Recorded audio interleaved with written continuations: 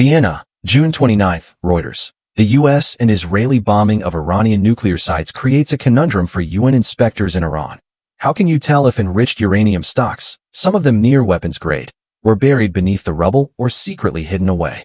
Following last weekend's attacks on three of Iran's top nuclear sites, at Fordow, Natanz, and Isfahan, President Donald Trump said the facilities had been obliterated by U.S. munitions, including bunker-busting bombs.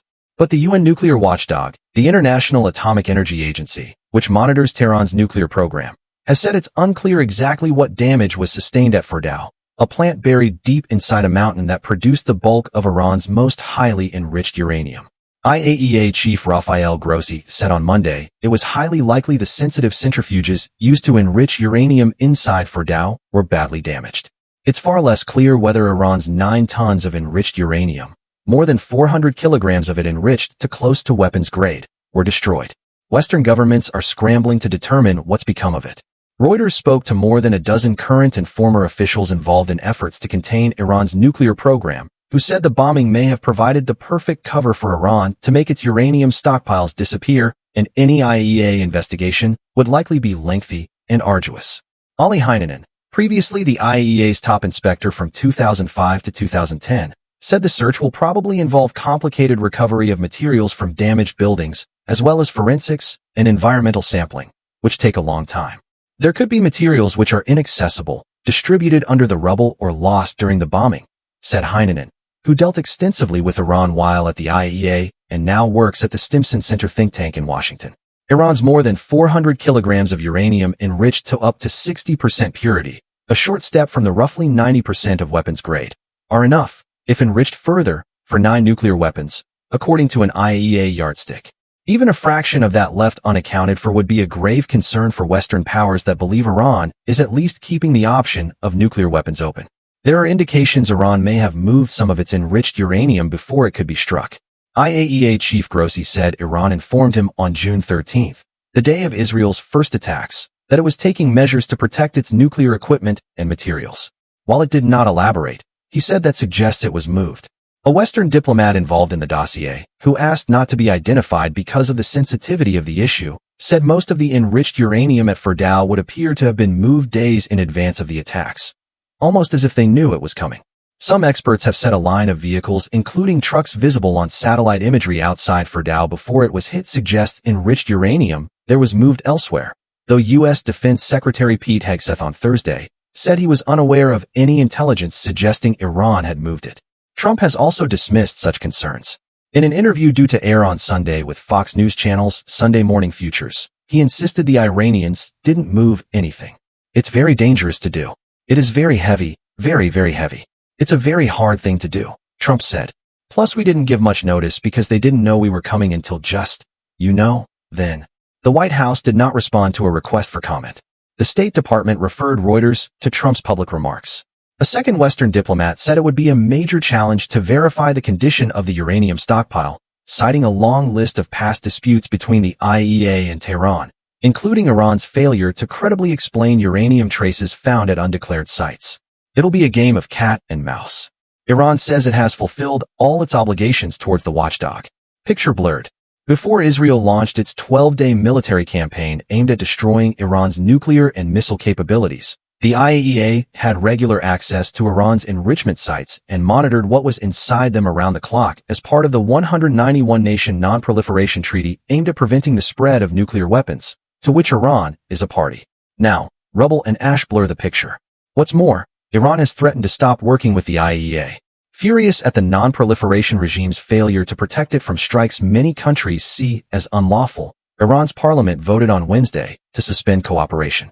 Tehran says a resolution this month passed by the IAEA's 35-nation Board of Governors declaring Iran in breach of its non-proliferation obligations paved the way for Israel's attacks, which began the next day, by providing an element of diplomatic cover. The IAEA denies that.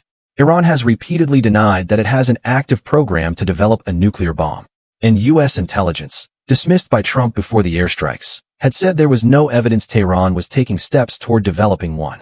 However, experts say there is no reason for enriching uranium to 60% for a civilian nuclear program, which can run on less than 5% enrichment. As a party to the NPT, Iran must account for its stock of enriched uranium. The IAEA then has to verify Iran's account by means including inspections, but its powers are limited. It inspects Iran's declared nuclear facilities, but cannot carry out snap inspections at undeclared locations. Iran has an unknown number of extra centrifuges stored at locations the UN nuclear watchdog is unaware of, the IAEA has said, with which it might be able to set up a new or secret enrichment site. That makes hunting down the material that can be enriched further, particularly that closest to bomb grade, all the more important. Iran's stockpile of 60% enriched uranium may not have been part of the mission, but it is a significant part of the proliferation risk, particularly if centrifuges are unaccounted for, Kelsey Davenport of the Washington-based Arms Control Association said on X on Friday. The IAEA can and does receive intelligence from member states, which include the United States and Israel, but says it takes nothing at face value and independently verifies tip-offs. Having pummeled the sites housing the uranium, Israel and the U.S. are seen as the countries most likely to accuse Iran of hiding it or restarting enrichment, officials say. Israeli Prime Minister Benjamin Netanyahu's office did not respond to a request for comment for this story. Chasing shadows. UN inspectors' futile hunt for large caches of weapons of mass destruction in Iraq, which preceded the U.S.-led invasion in 2003, showed the enormous difficulty of verifying foreign powers' assertions about hidden stockpiles of material when there is little tangible information to go on. As in Iraq, inspectors could end up chasing shadows.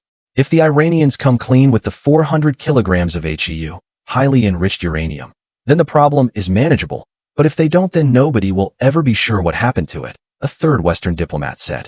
The IAEA, which answers to 180 member states, has said it cannot guarantee Iran's nuclear development is entirely peaceful, but has no credible indications of a coordinated weapons program. The U.S. this week backed the IAEA's verification and monitoring work and urged Tehran to ensure its inspectors in the country are safe.